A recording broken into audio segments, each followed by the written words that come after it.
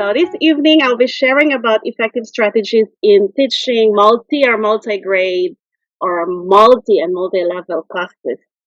So this is based on my experiences in some Asian countries, particularly in Vietnam.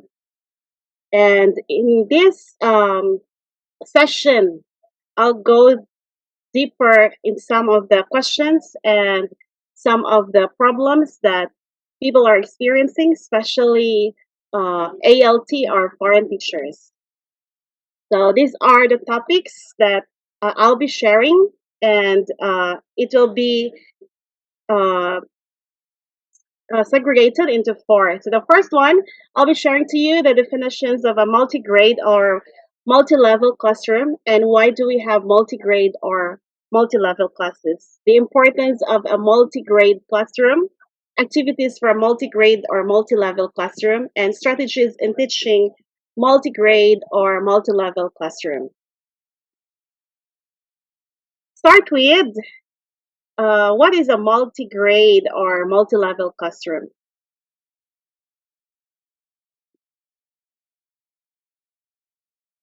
A multi-grade or multi-level classroom means that a multi-level students in one classroom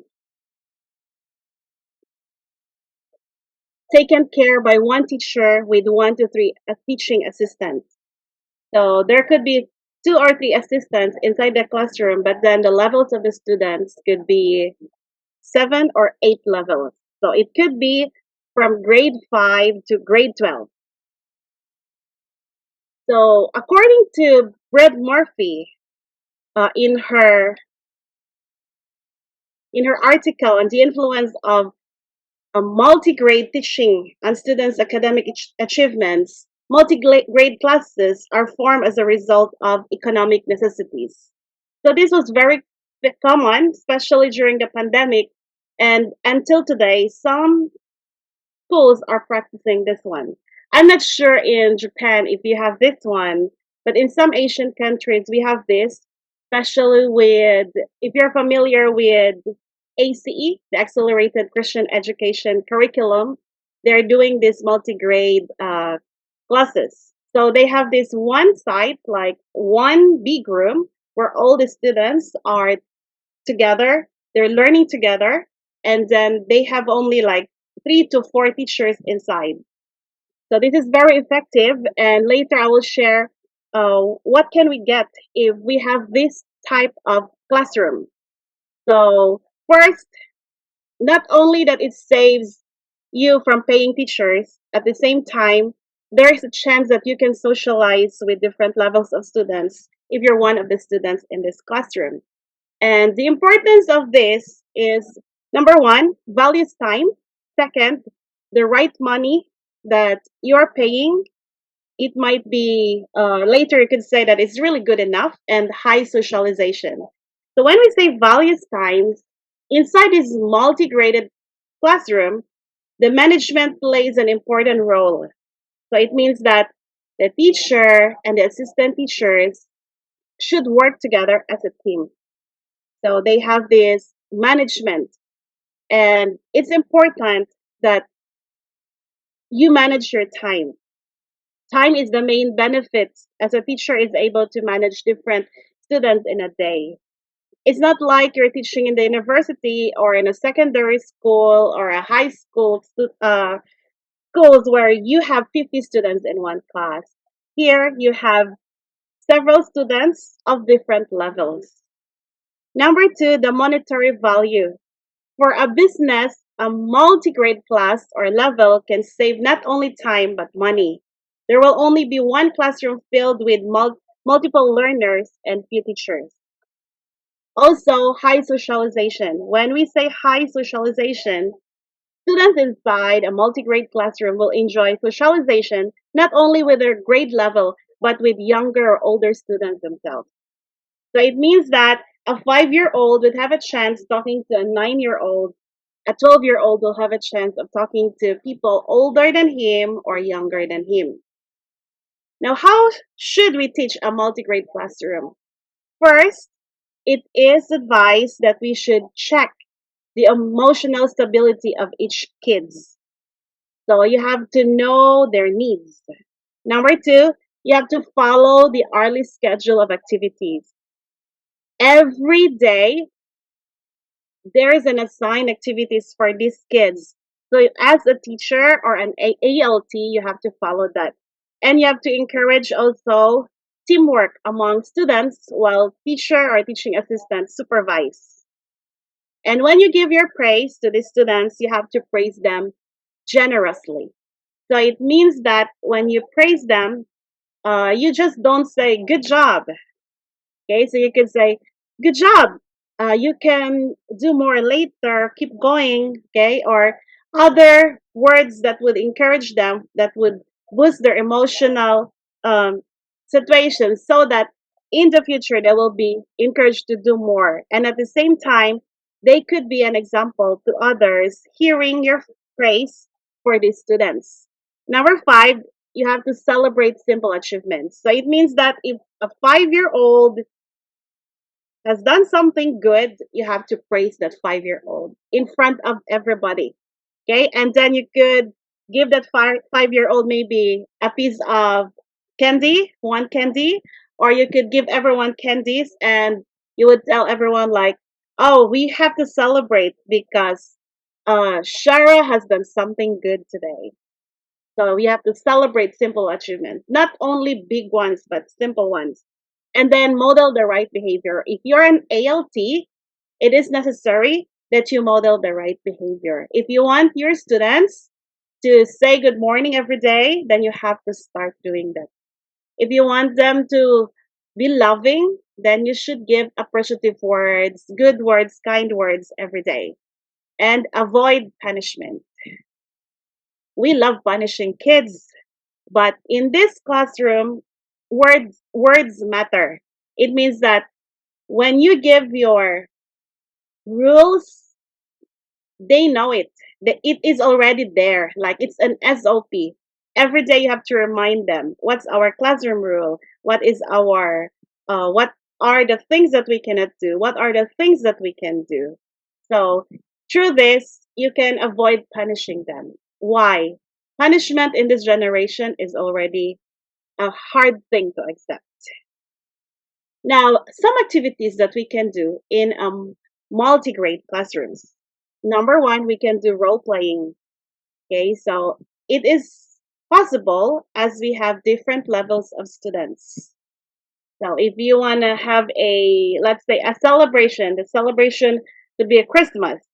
Then if the role playing is about Christmas, then it's possible that one could be Santa Claus, another could be uh, Jesus, another person could be Mary, and other characters. Second, brainstorming. Brainstorming is very possible since you have different levels of students. Give them a topic, give them an activity, and they will work out on that together. Number three, discussion and group learning.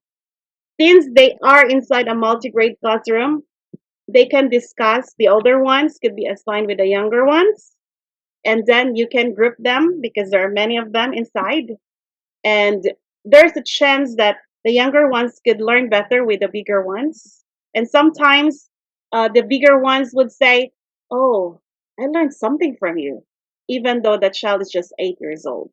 Debates is also possible inside a multi-grade classrooms. There are topics related to kids and related to maybe like related to the secondary students, and then which high school student can participate. And also, when we are having this debate, we have to make sure that all the topics could be answerable even with the younger kids. Then presentation. You can allow them to be in groups for this presentation. So this could be a project-based learning.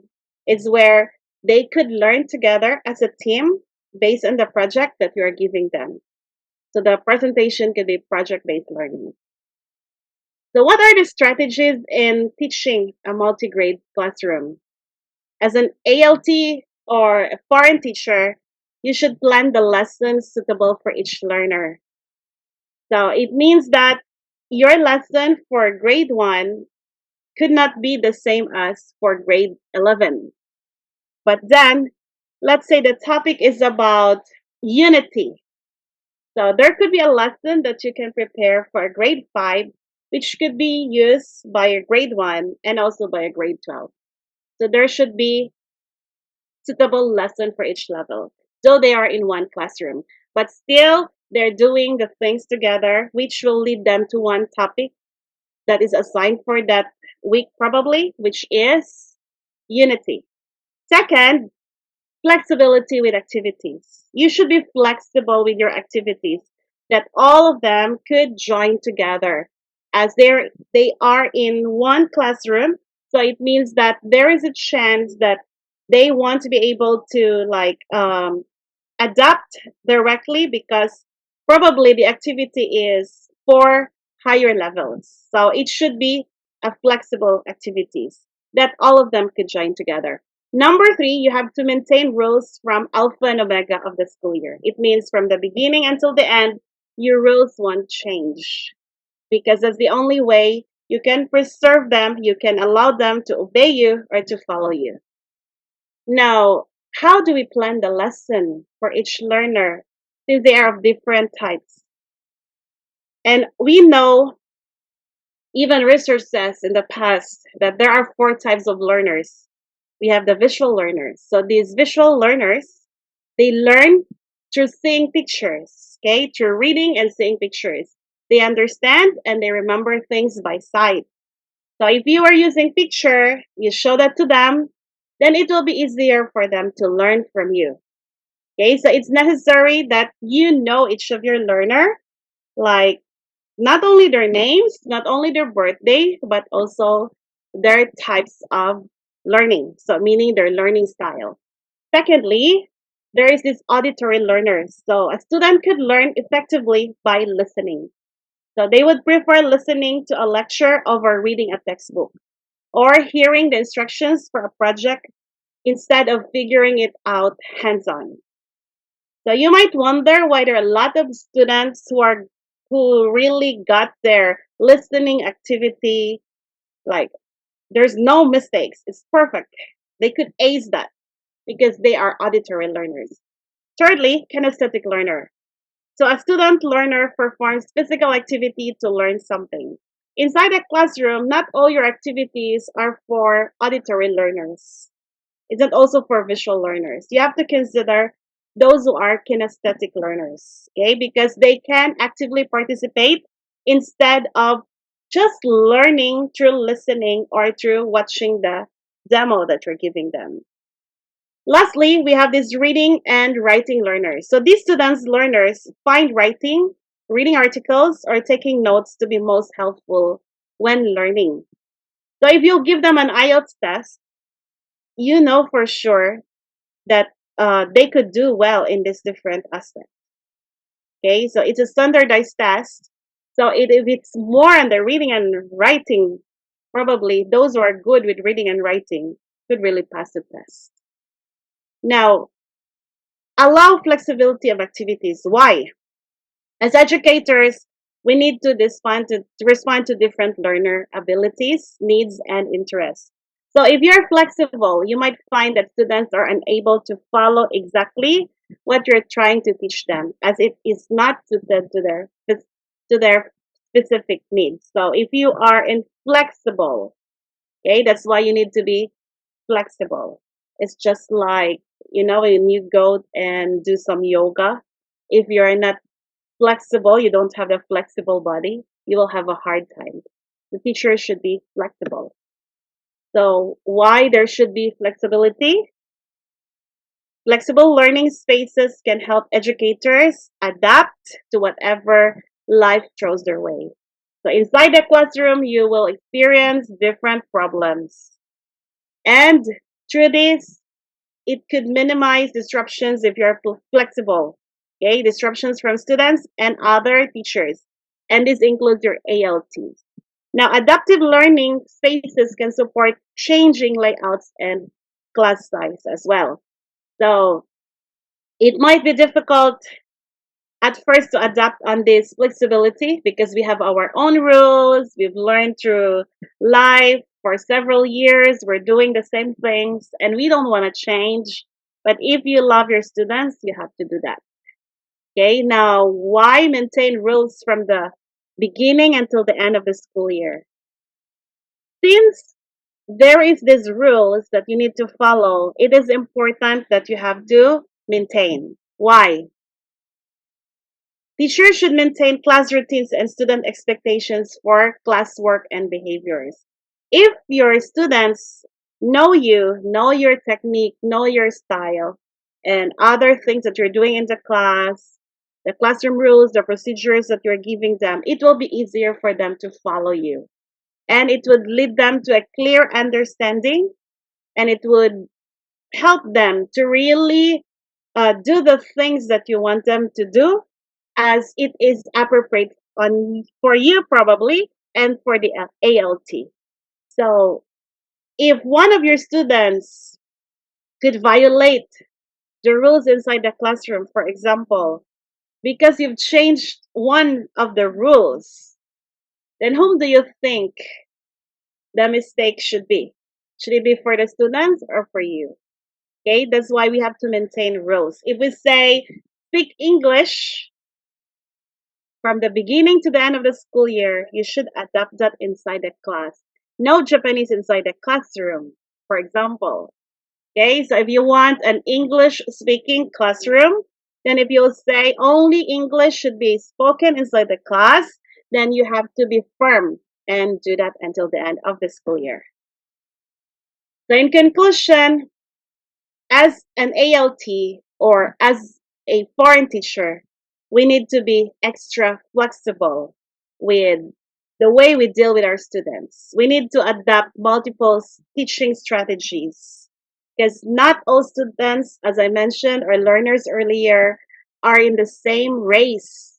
You know, when you're joining a marathon, there are different categories. There's 5 kilometers, 10 kilometers, we have 21 kilometers, and 42 kilometers. Now, we are all expected to finish the race at the end of different time designated for each runner. Now, if a 5-kilometer runner would join the 40 kilometers race, do you think he could finish the race? Of course not. The same thing with our classroom.